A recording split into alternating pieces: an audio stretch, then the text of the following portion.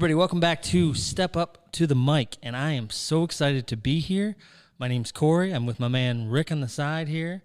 I don't know if that's your new nickname, Rick on the side, but that is in this podcast. Me, yeah. And I'm sitting across from the table, a guy named Shaun. Hello. Shaun Patrick. He's going to be in and out at times of podcasts, talking about the Bible, talking about Jesus. But today, what we want to do is we want to jump right in and talk about Shaun's story. I think everyone has a story. I think people are passionate about telling their stories. It's interesting sometimes hearing who is the author of their story and why they're passionate about their story. So many questions, but I've gotten a chance to know Shaun for a little bit and got to know him on a personal level at times and also work with him at Off the Wall Discipleship in New Philadelphia, Ohio. And so, Shaun, you're sitting across from me, and we just want to know about your story. I think people's stories are important, especially ones that have been redeemed and changed by Jesus. And so, welcome to Step Up to the Mic. Where do we start with you? Boy. Where are you from? How'd you grow up? You were a baby at one time, right? Yeah, exactly. I mean, we can, if you want, my mom always laughs, and so does my wife, because my earliest memory is 3 years old, and it's crisp as clear in my mind, and it's when I was walking in the backyard of this house downtown Greenville, back when it was like a rural-ish town. Greenville where? Greenville, Michigan. Got it. I watched that place grow from a lumber town all the way up to like strip malls. It was the weirdest thing watching it grow up. But there's this tall grass that I swear was like shoulder high to me. I was walking with my dad towards a treehouse in our neighbor's place, and I just remember looking up and seeing my giant of a father and just looking up to him, and that's one of my like earliest memories.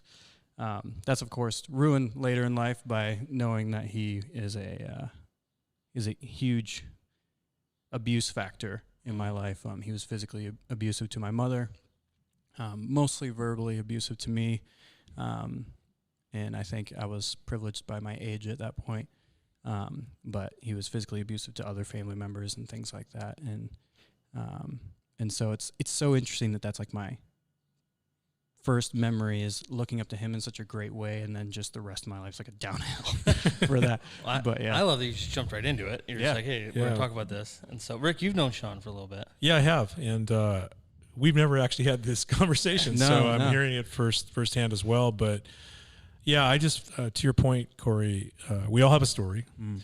And I can honestly say that all three of us speak of Jesus as our Redeemer. So I think we're on to a great start to this. So yeah, looking forward to it.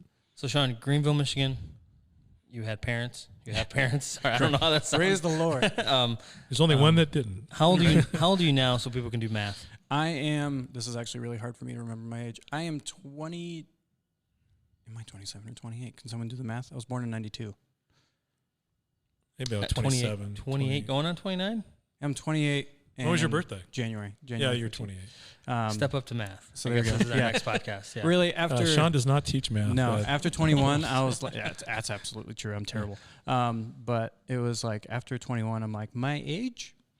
No. Like you're kind of an old man. We kind of joke about that. Sometimes, yeah, for sure. My first experience with Shaun was, this guy's an old guy. He's got an old soul. Old heart. Old soul, yeah. I think he's 65, actually. So right? That's all. Because we shared a room, and he's like, I snore. And I'm like, it's all right. I'm going to close my eyes. I'm going to pass out. And he's like, what? And sure enough, I just laid out one sheet and then just laid down, conked out. And he's like, stuff like an old man. He's like, what the heck? That's awesome. Anyways, so sorry to stay on track here. Sorry. So you from Greenville, from Michigan. Talk about your siblings. You have siblings? I am one of four siblings. I have two brothers who came from a different father, and they are significantly older than me. And then I have a sister who's only a year and a half separated from me.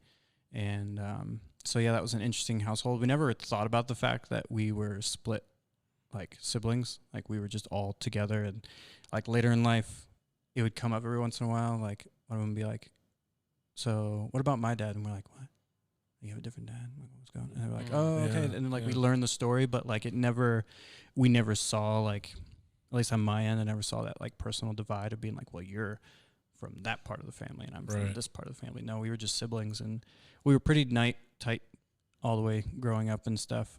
Me especially with my sister. I think that was more of an age gap problem kind of thing and less of a demographic. But Yeah, my sister went to college to be a graphic designer. My oldest brother, he's in the Army. I don't know what he specifically does now. He was a helicopter gunner for a while. Oh, wow.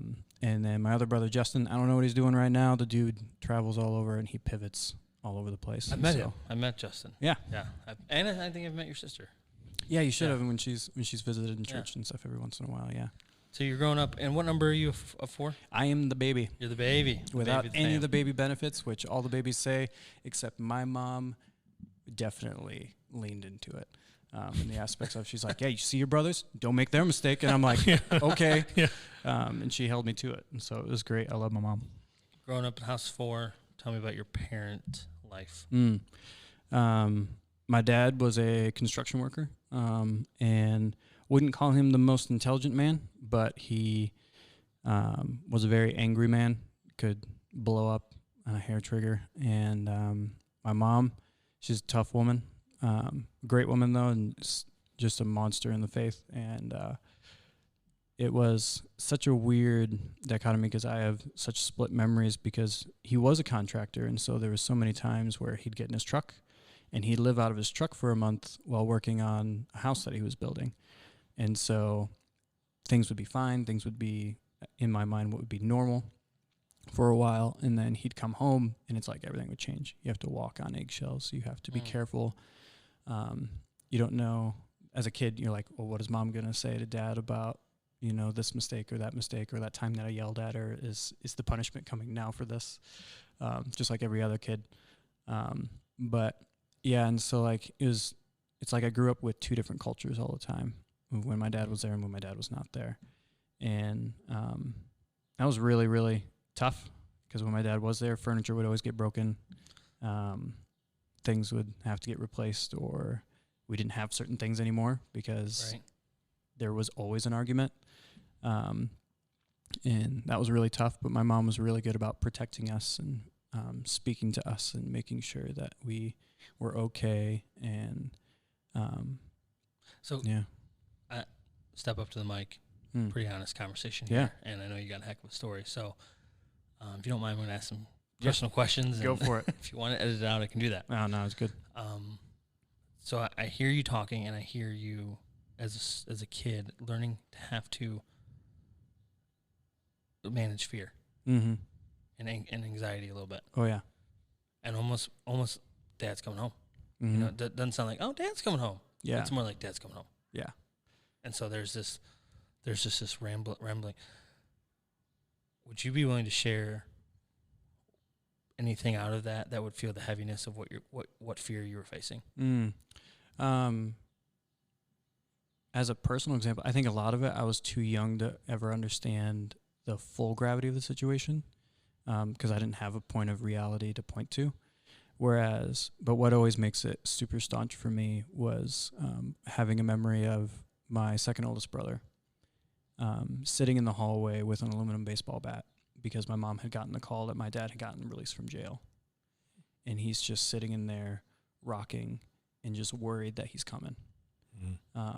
And that put the gravity of the situation for me, was that my older brother, who was my hero growing up, he accomplished things that I thought were impossible all the time, right? And seeing him almost curled up in the hallway, clinging to the strongest weapon that he felt that he could get his hands on, just at the news that my dad was released, spoke to me as to how bad it really was.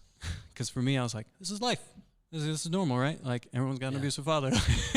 You know, everyone's dad like gets angry and he breaks things. And like, I didn't understand that it was really, really different until, like, I would say that memory and stuff. And that's outside of course, the day that he got taken away. That's a whole train wreck of a story there. How long did your dad go to prison for? I don't know. I didn't keep super track of it. I'm trying to think of how old I was. What would you be willing to share to us about the situation of your dad going to prison? I can give a quick rundown of that final day, because I think it speaks a lot to the kind of kid I was. But I remember I was playing in the backyard. My dad had built this playhouse that we went through a parade once with his business, and he had that playhouse that was part of the parade. Like, he's a builder. We waved in it, and then afterwards he slid it off the trailer, and it was our playhouse in the backyard. Me and my sister are playing house back there, having fun, and then we just start hearing things break and start hearing yelling and hear my mom screaming. And so the first instinct is we close the windows and doors on that thing, and then I slowly like open the window just to see everything that's happening. And my dad's chucking 2x4s at my mom that are just getting obliterated when they hit the house. He was individually throwing keys. This is a weird detail, but like throwing keys at my mom and throwing them with such force. This is like, I have tons of memories of my dad doing incredible feats of strength, but such force that we had this big shed that he kept all of his building supplies in. The keys were embedded, like when you throw throwing knives and they stick in wood. The keys were embedded in the side of the shed where he was chucking these keys at my mom, and thankfully missing most of them. And it was just so explosive, and it was way bigger than I'd ever seen it. With my own eyes, I'd heard probably worse situations hunkered up in my room, but this was like a really bad one where I'm seeing it, chairs being chucked everywhere, windows being thrown, because this guy's got building supplies everywhere, you know? And then my mom saying, like, the cops are called and they're coming, and him just saying, oh, yeah, and he just punches out every window of our vehicles that we have with bare hands, and just, he doesn't flinch. And then the cops show up and arrest my dad, and apparently he wanted to hug me before he left. And that day I was wearing my favorite shirt. It's a white shirt, and I think it had a bunch of frogs on it. And his blood ruined that shirt. And I just remember being as a kid, and the way of like channeling my confusion and anger towards my dad. Like, I hugged him and stuff, but then afterwards I was like, he ruined my shirt. On top of everything. Which for me as a kid in that time, like, my shirt was like my most prized possession. Right. And it was like, he beat my mom, he terrorized my house, he broke everything we had, and he destroyed my most prized possession, you know? And it's like... How old were you? I think I was in that 5 years old range. Okay. 5, 6, 7 in there. And yeah, it was just really rough. And then from that point on, I personally haven't had any contact with him. My other siblings have. They've had weird run-ins with him where they met him and stuff. So he's still living? Yeah, well, to my knowledge, he is. But I've never had contact with him. And for a long time, that was probably because the general statement was, if I ever saw my dad, I'd kill him. And I was very vocal about that as a young kid. And people obviously believed me because my dad never came around. But yeah, and so that was for a long time. But I think I was in middle school when he got released, either that or just before. Just a pause button here, if I can, if I'm allowed. Cause, yeah. I don't know about you, Rick, but like, I know people can't see what we're talking about right now, but when I look at Shaun's eyes, I'm like, that's a real story. Yeah. I don't know, like. No, I feel like I'm kind of walking it with you a little bit. Well, there's so much in my experience here of similar stories. Yeah. And they don't get any easier to hear. Most of them involve some form of alcoholism or something. So do you know if there was any specific? I think I've asked my mom, and I don't think there was any abuse of alcohol really with him. And I like, for instance, growing up, I never really even knew the smell of alcohol. Like, it was until way, way later that I'm like, oh, this is what alcohol is. And so it was never really a presence in our house. Right. And I don't remember ever really smelling it on my dad except for once. Yeah. And so I just think he was legitimately an angry dude. I know one of the things, my mom was telling me he was pretty illiterate. And so for instance, his construction license, he had to memorize the order of the answers because he couldn't read it. So my mom practiced with him day in and day out so that because you could get a practice test, which was the same exact test. And he had to get the order right. He had to remember what they were and get the order right to get his license. And I think that led to a lot of frustrations in his life, I can imagine. Yeah. But he was just a pretty angry dude, and a tough son of a gun as well. But at the same time, like in all this, like he wasn't a complete monster. Like when I look back, like there's so many skills that he taught me at such a young age that I didn't realize other people got. Like I got legit construction experience before the age of 10 that I carried the rest of my life. Like as a 5-year-old, I was able to 3-hit a nail into a piece of wood, which I'm like, I can't do that now. I don't know. You know, like it's one of those things where I'm like, I look at kids, like I was a camp counselor for a while, and I'm like, at your age, I can barely get you to play this game right. And somehow my dad taught me actual construction skills of how to put a roof on and how to put shingles on and how to do siding and all this construction stuff. And I was like, how the heck did he teach me all this? And I think part of it was the fact that he was illiterate. And so he could speak my little tiny language, you know, where he's like, here's the experience. Show you in a way that isn't telling you, but showing you. Yeah, exactly. And so he actually equipped me for a lot of things that took me forward in life, but man, did he do a lot of damage. Yeah. So your mom, dad goes to jail. You're 5, right? And from 5 into middle school, your mom's a single mom. Yep. And then is that how it is? That's how it was for most of the time. I think it was my 7th and 8th grade year was when my mom started dating again. Okay. Dated a guy, eventually remarried. That was a train wreck of a situation, if I'm honest. Like, one, I've had awesome privileges, like just to jump into school a little bit, to get out of family a little bit. I was part of an experimental education program called LEAP, and it was a completely mixed 6th, 7th, and 8th graders, completely mixed together, and everything was project-based. And so, yes, you had some papers, yes, you had some tests, but the assignments were all group project-based. And so you had to build something, you had to make something, you had to present something, and it was with partners that were 6th, 7th, and 8th graders. And we got special grants to learn cutting-edge technology of how to use the cameras that were really great at the time. When iMovie was new, like we were trained as middle schoolers how to properly make those and then send them in to get more grants. And like it was funded, self-funded that way. And so that was like a really cool opportunity in the midst of that. And that's in the middle of that, that's when my mom started dating and all that stuff. And it didn't work out. The guy was not awesome. He seemed great at the beginning, and it was like a light switch when they actually got married. Like I was happy about it. I liked the guy. He lived out in the country, took me hunting, let me ride the 4-wheeler as much as I wanted. He was a buddy. Yeah, he was a great guy. And then when all of a sudden he was fully welcomed into the family as like a stepdad, all of a sudden he was super authoritarian and he started like cracking the whip, and it was like a complete 180 personality change. Yeah. Both to us, and then I saw that with my relationship with their relationship with my mom. Did you like struggle with that in the sense of like, is this guy even genuine? Was he genuine? Like, did he want to hang out with me to get to my mom, or did he really love us? Exactly. Like it wrecked me on the inside in the aspect of, I'm like, I just got played. I got played so hard, and I was a person that, like, because I had experienced abuse and because I grew up on a street where drugs were sold and things like that, like, I was pretty dang perceptive. Yeah. And this guy got past all of it.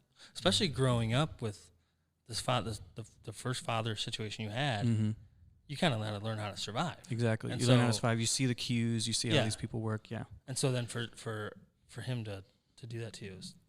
Yeah, it was rough. And then you have the contrast of because of this, I'm probably a super high justice person, right? And so I see this guy betray my mom, and I'm like, she's not going through this again. Yeah. And this is when, all I had in my life was exercise, because my brother was a big, strong guy, and he was my hero, and he wasn't in my life anymore, so I was going to step into that. I was going to be the strongest guy in the room no matter what, because if injustice happens... Who else? Yeah, who else is going to shut it down? Yeah. And so... I was a pretty built dude, and I remember one time he started pushing my mom around, and I picked him up as a like middle school kid, picked him up, chucked him against the wall, kicked him outside. And I was like, you touch my mom like that again, I'm going to rip your head off. And he was just like, looking at me, he's like, I'll call the cops. I was like, I'm willing to go to jail. What now? Like, and he's like, stalemate. right? And it was just a really rough situation. Eventually my mom divorced him. She tried really hard to go to counseling and things, but it didn't work out. And so my poor mom has never had a life partner. Yeah. And she's pretty damaged from that. And I love my mom, but there's some things that, you know, she that sounds really like a hero to you, though. Oh yeah, like for sure. In the beginning of this podcast, you said she is like a Jesus loving. Yeah, like person. she's crazy because, for instance, every counselor that I've ever like come into my life, and they're like, oh, and they hear some of my background, and they're like, oh, you must have some extreme like daddy issues, and like all this. I'm like, no. Or like, especially with God, like Christian counselors, they're like, do you see God as a father? Do you have trouble with that? Do you ever? I'm like, no.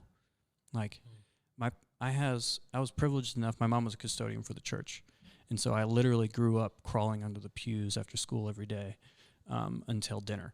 Well, my mom cleaned the place, and I probably made it just as dirty. But my pastors were intentional in coming out of their office when they saw me crawling around and spinning around on the carpet and be like, hey, Shaun, come in here for a minute. And they would just have genuine conversation with me. And looking back, I was like, they were really smart. Yeah. Like, they were like, he's going to have trouble seeing God as his father. Yeah. I'm going to make sure he knows that like, his father was not God as the father. And they enforced that like crazy. And so, like, I've never struggled with being like, oh, God's my dad. Well, my dad's a terrible person. God must be like that. I'm like, no. Like, I know for a fact God is completely different, and just so firm in that I'm like, I've got a messed up fatherhood story, but I've got one big daddy that's just, he's the best, and he's not like any of them. So it's interesting because the last time I was over your house, and his girls came down from their nap, and I just like lit up seeing them. It was like they were like seeing you for the first time. You know what I mean? In their eyes, and they're beautiful girls. But the visual I had was like it was a moment of stillness, and you could just kind of appreciate you not really saying a lot, but them saying a lot with their eyes. And Daddy, can I come down? You know, they were coming in, and I just went. That just impacted me. I mean, it made my whole day to see that. So, so transitioning a little bit to just like, you didn't have daddy issues, and you didn't bring those daddy issues into your own personal life. Yeah. Although sometimes our wives like to say, you're just like your dad. And, right. You know, but I think what I'm trying to say is that we probably all have daddy issues. Right. Exactly. You know, because when we're trying to compare them to our maker, no one's going to live up to that. But I think the beautiful thing was just, you could feel the genuine love without anything being said. Yeah. And there was no like fear. It was just like Daddy, I'm up, you know, and you're working from the home because it's in the middle of the COVID thing. So hard. Yeah. But at the same time, it was just a beautiful visual I had that day. And that stuff's really important to me. And that's like, for instance, you know, when our wives, you're saying like wives be like, oh, you're just like your dad. For me, it's my wife has to tell me that I'm not like my dad, because I don't even want to get close to that line. So like, if I get really angry, and you know, like as a parent, there's just times where you grab your kids by the shoulders and you're like, did I grab them too firm? Exactly. You know, and that just that wrecks me inside. And I lean on my wife 100% to tell me, Shaun, that was too far. Yeah. Or see the fear in their face, which and you need to go and reconcile with them. Yeah. Or to be like, Shaun, that wasn't even like close to abuse. Understand you are light years away from doing what your father did to you, and you're okay. You haven't wrecked them. Like, you haven't traumatized them. Take a deep breath. You're still a good dad. Like, you know, like I'm more on that end, at least right now. That getting the pep talk. Yeah, getting the pep talk and being like, you didn't ruin everything. You didn't just catastrophically ruin their lives. Yeah. And just take a deep breath from that. Was that something that, as you shared your story with your wife, because there's a lot of things guys don't share. Yeah. I mean, it's like, if you find it out, maybe I'll tell you. Right. And it was funny because my my first wife went to this college class, and she was registering me, and they said, "Oh, who are you?" She goes, "I'm Rick Arredondo's fiance," and the whole room went, "Whoa, what?" It's like, what are you doing? Can we talk to you? You know, but it was kind of interesting. Like then, with your situation, I feel like I don't know your wife really well, right.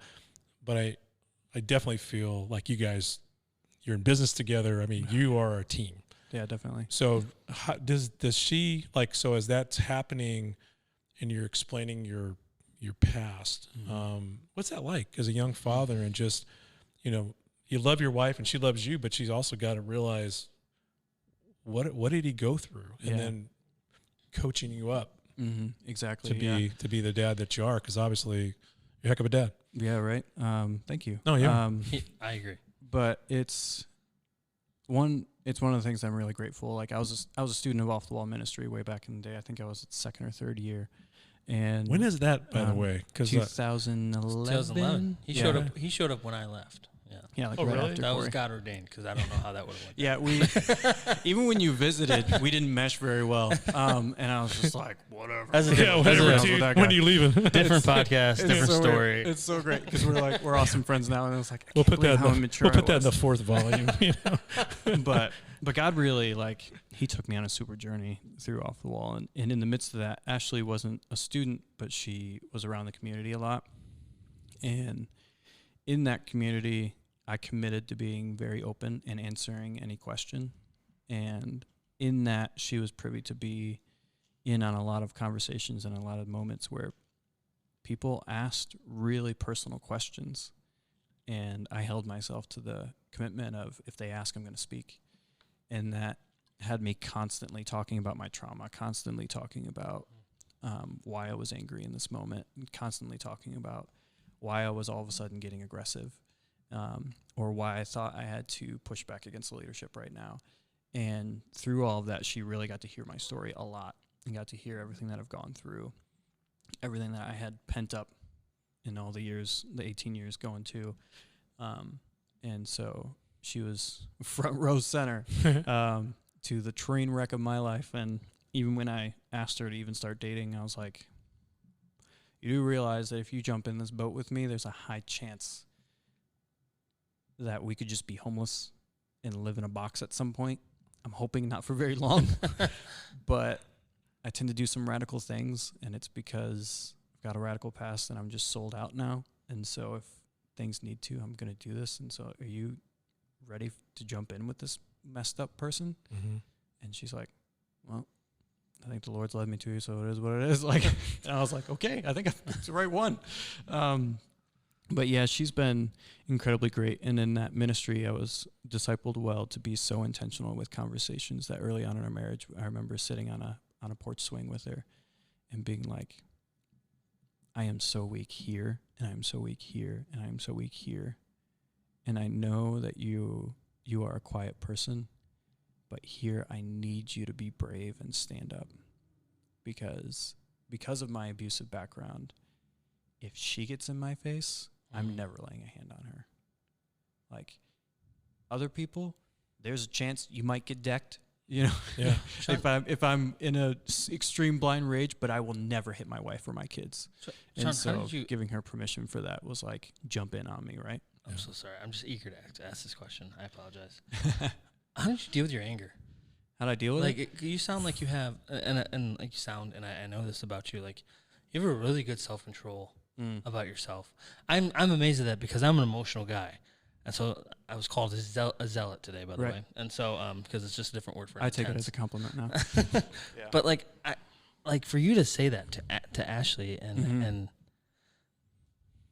I see how you are with your kids, and I'm just like, how everyone's got a way of dealing with their anger. Like, how did you do that? Part of it was I got to see one front row center, seeing what anger can do to destroy other things and other humans. So you're aware. Like, you're aware. I'm fully aware of how far this can go. Very aware. Yeah. And then I grew up in a violent culture. Like, gang culture spoke to me. Drug culture spoke to me. I didn't join a gang and I didn't do drugs, but You were all my friends did. You were streetwise. Yeah. Yeah. And I was always around them. And so street fights were a common thing that I was in front of. Mm-hmm. And, you know, there were times where I dipped my toes into the realm of violence, and I had a few boxing times.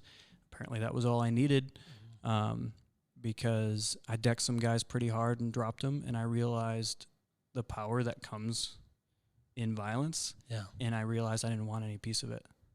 I was like, if I hit someone wrong, they can die. Mm-hmm. I don't want to kill somebody over the fact that they slapped my lunchbox. Like, are you kidding me? This is everything I stand against. What a gift from God that he would give you that awareness. Yeah, absolutely. Like, that's just... And I think you notice his forearm right now as he's yeah, I have a tattoo as he spread love like violence, you know. So, and that's the thing is they called you Oz. I'm gonna love you really hard. Exactly. Is that where Oz came from? Were you like this? Yeah, that was part of that time where it was, for instance, initiation in that context was every guy in this big group, which was like 20 some kids. They dogpiled. Like, they beat me to the ground, and then they dogpiled me. They all sat. I mean, there's some kids in there, I swear, like 200 plus pounds. And I couldn't breathe for a while. And then basically they sit on you until you're almost unresponsive, and then they get off. And they're like, now you know who has the power, right? Right. Well, they all got off, and I just started hitting people. And of course. Second I come to, I'm like, well, now that you've got your guard down, it's my turn. And yeah, really. And that like cemented me in the group in the aspect of, they're like, you're a tenacious dude, man. Like, all right, we get it. Let's not push your buttons. Like, you don't respond well to this kind of that's the tribe kind mentality, of thing, right? Really, yeah. And and then I was in. It was really weird. And like, we were best friends. I sat at their table. It was cool. I'm like, yeah, you tried to kill me 2 days ago, but now we're good, Hey. right? Can you pass the milk, please? Right. Exactly. But like, dealing with all that anger, a lot of it had to do with seeing the result of anger so constant in my life. Yeah. And then having the awareness, like you said, the blessing of awareness to go, I see where this ends. Yeah. This have the ends, vision. Yeah, this ends with rotting in jail, someone bigger than you, because there's always someone bigger than you. I learned that lesson really quick. Who can drop you to the ground in 2 seconds. Like, you're just going to encounter that person. So either they can end you, or like, you're going to do something so violent that you're going to have to live with the rest of your life. And I was like, I don't want that at all. And started to walk away from it. And then through different friends and colleagues walking me through the pain of my life,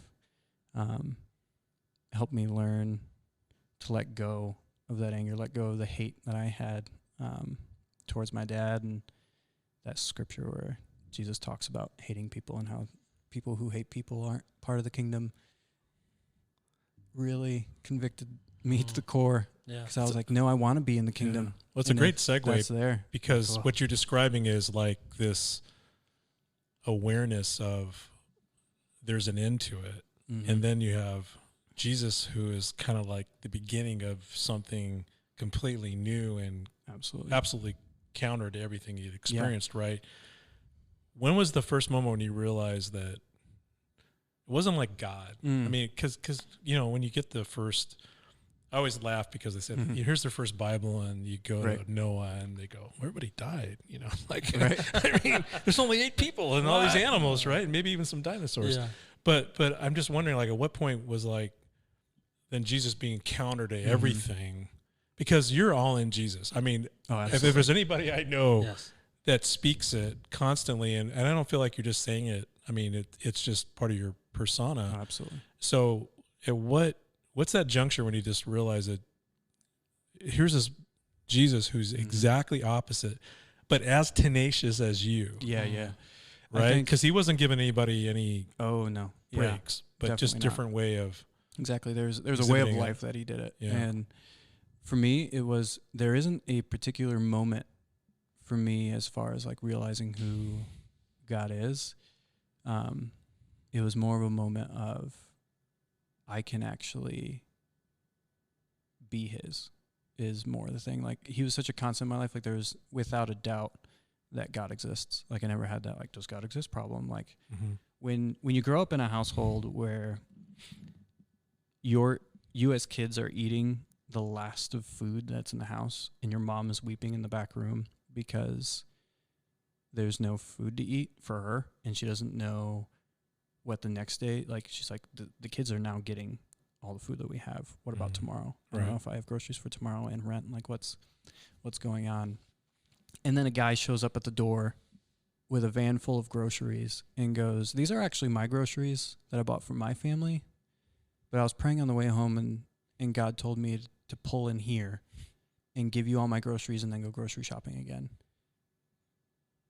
And we didn't know him, never saw him again, like, no connection with this guy. And it's like, and my life is full of stories like that. Yeah, and that, so it's that would like, have my attention. yeah, it's like, you can tell me God doesn't exist all you want, but when I have too many quote unquote coincidences connected God to someone instances. saying, I prayed and here I am, Yeah. I was like, I can't ignore that at all. There's too many miraculous things that God, like, I'm blessed with that in the aspect of God has made himself so evident to me that I am unwavering in his existence. It was more of, am I a vessel for destruction, or am I a vessel for his glory? And for a long time, my story was, God just wants to rip me down. I'm a vessel made for destruction. And I was so bitter. Because another thing would happen, and I look at God and be like, I picked up the drug dealer whose parents abandoned him, and I fed him, bandaged him, picked him up, helped him, and then I come home and I have nothing. Or now we have another abuser in our home. Okay, God, I see now the reward for doing what's right, but I still have to do what's right because I recognize who you are. Okay. Like, I recognize that he is just and that he will enforce his justice. And I'm like, okay, so I just have to live rightly and get none of the good in this life, I guess. And that's so bitter.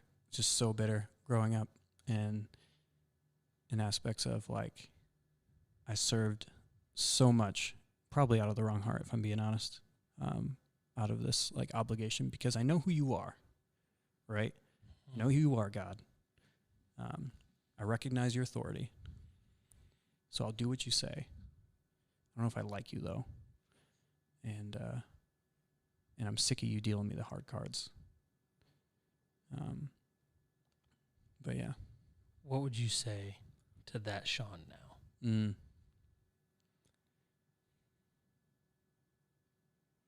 That's hard, because I wasn't very receptive at that age. I would just tell him that, you know what, man, you're going to see that so many people have suffered so much more.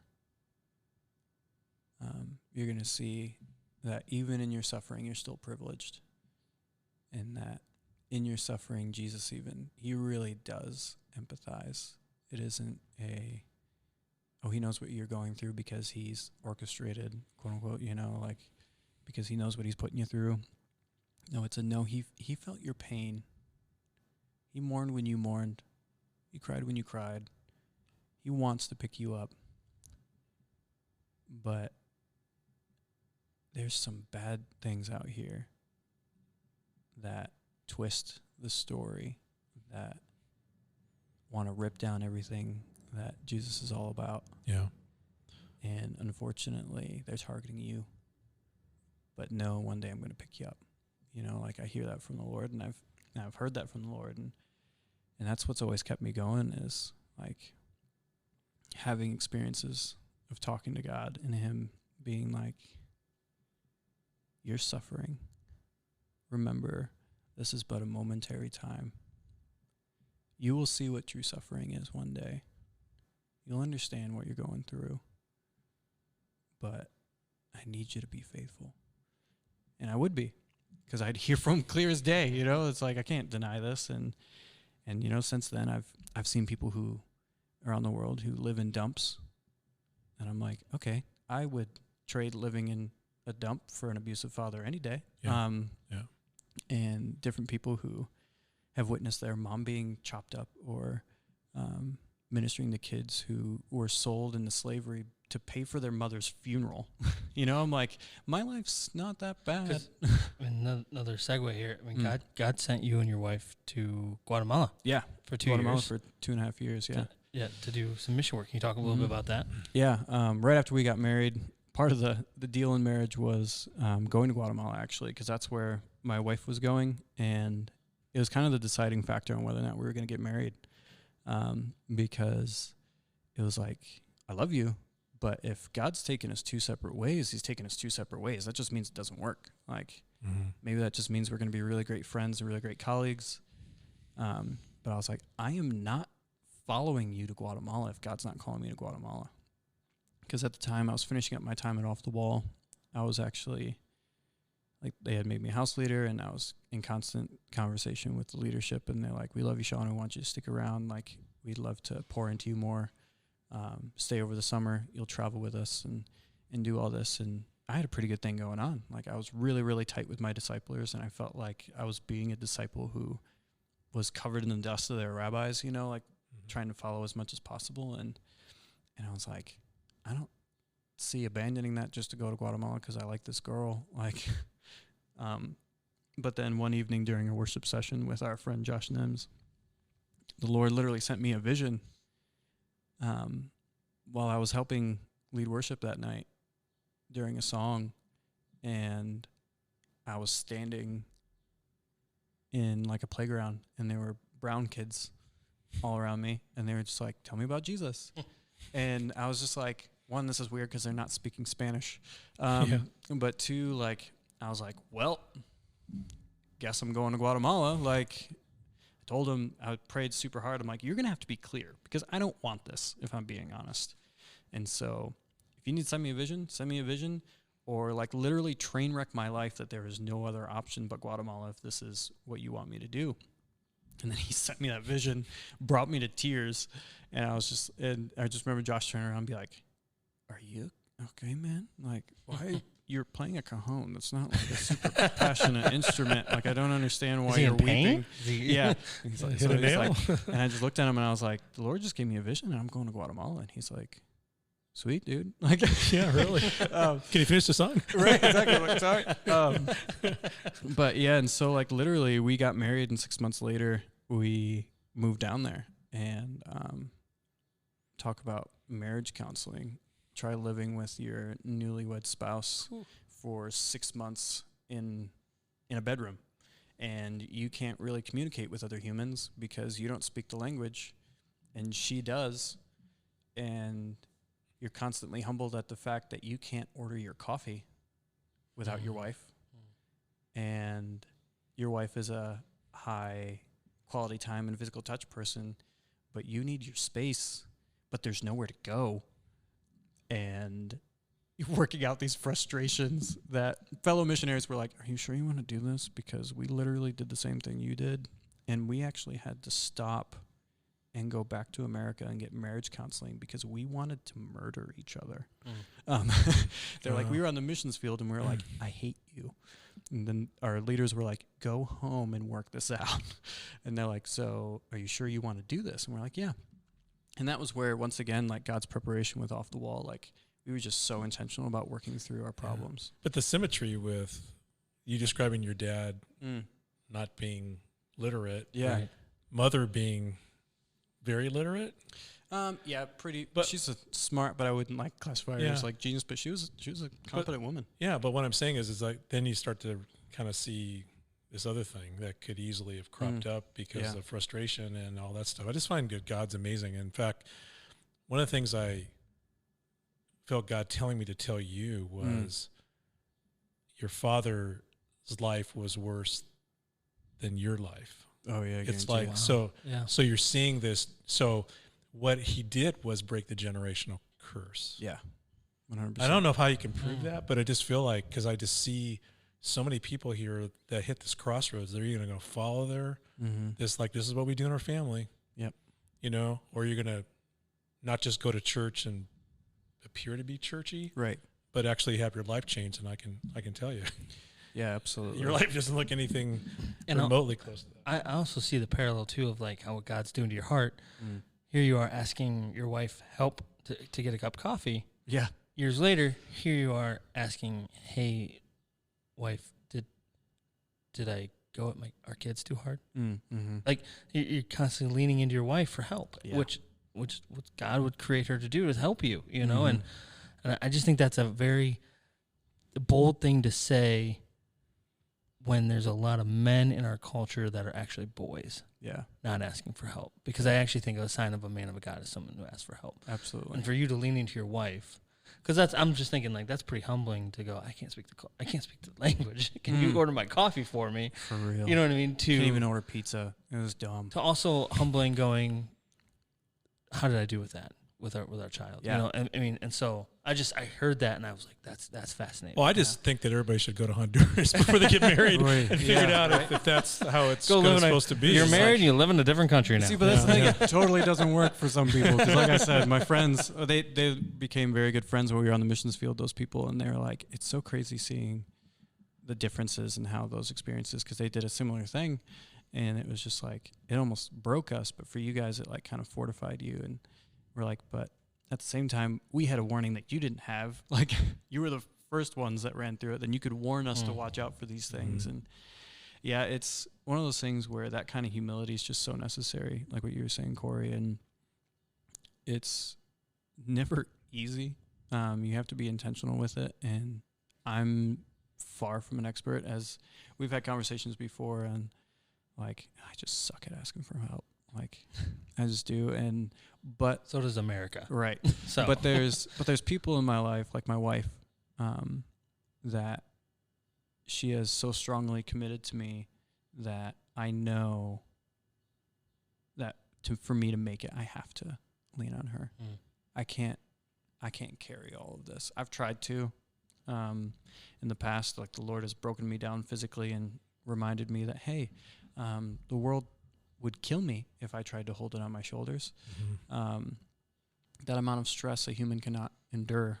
And so I'm not the best at it, because I probably should be asking for help a lot more than I do. But I have very specific people that I'm constantly trying to work on in going to them for help, because I know that they'll help me justly. And I know that they're wise, and that they are looking for God's glory and my good, and not just for their agenda. Like, I trust them, you know? You got to have trust. So we're going to land this plane because we're at almost 50 minutes here. We're just like in year 12 of Shaun's life. So I can get mile-long trail for that. You do have you're a discipler, Bible teacher at Off the Wall. Yeah. But you also do have a part-time job. Well, it's a full-time job. I have 2 full-time jobs. But like, so you have 3 kids, a wife working Off the Wall. You raise support to work it Off the Wall. But you also have a business that I'm crazy about. Love it. And I need to buy more stuff from you. And so, in like 30 seconds, because I think this is going to be a separate podcast, I'd love Ashley here. You guys talk about this. Tell us a little bit about Kingdom Elements. Kingdom Elements is a business that I am building and establishing and promoting. That it's a business about making beautiful things with a greater purpose.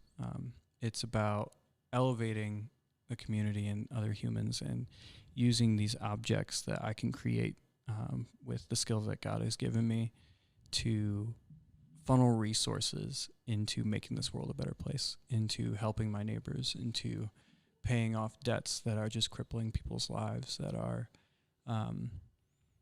helping people replace leaky roofs who can't afford it. And there's just so much problems I see around me that I was looking to remedy, but I needed resources. And God reminded me, like, hey, I've gifted you with being able to make things, and gifted you with a creative mind. And you can not only help people, but you can also provide small things or just objects for people that they will enjoy, and it adds to their lives. But as well, they can pay you to help people. And so that's what I'm trying to do with Kingdom Elements is build a kingdom worth living in. And that's a community where people care for one another and seek for peace with one another and see their possessions as instruments of grace and instruments to use for hospitality and instruments to use to point to things that are greater than the objects themselves. Website? What's the website? KingdomElements.com. And they can order on the website. You can order on the website. You can order anything that we have posted there, or you can always contact me on that for any custom jobs because I haven't found something that I can't make yet, which is great. Look at that. I have one more question, but Rick, do you have anything else for Shaun? No, I just know I'm going to go buy something after this is over. I mean, that's talking about a wallet, right? No, but I think, I kind of visualize Shaun's gift of, I guess, the practical part. He had to repair apparently a lot of things in the house, not to make light of it, but then to take that visual of your God, because your dad had that natural ability to do that. If he didn't know necessarily how to do other things, apparently he could do that really well. Right. So I think that's just the other thing is that legacy of learning. And I think Shaun, I don't want to kind of say this without really knowing you maybe a little bit more, but I think most of us learn from the school of hard knocks, and we kind of we actually learn to embrace what our past was to move on. Yeah. And I feel like, as much as that happened to you, then there were these gifts that were passed on to you that you're using for good and not for hurting people and some other things. So I just think that's just another part of your testimony is that. Yeah. Thanks. Last question I got for you, and you're actually going to end our podcast. Oh, boy. Okay. Yeah. What do you, just briefly, but to the point because you're good at that. Oh, boy. Step up, tell us, what do you want listener hearing this to know? What would be your charge to them? Basically that, honestly, there is a God and that God loves you and that he is fighting tenaciously for you. No, there are no humans that can actually hold him back, except for your own will to say no, because he loves and respects you, and he's given you the ability to deny him, but understand that life with him is so much greater. It's so much more powerful, and there's so much healing, and there's so much actual life that gets poured into you when you live your life connected to Jesus Christ. He really is a living water. He really is a tree of life that can take everything that's rotted you to the core and transform that into something new. And it's the only thing worth living for. But yeah.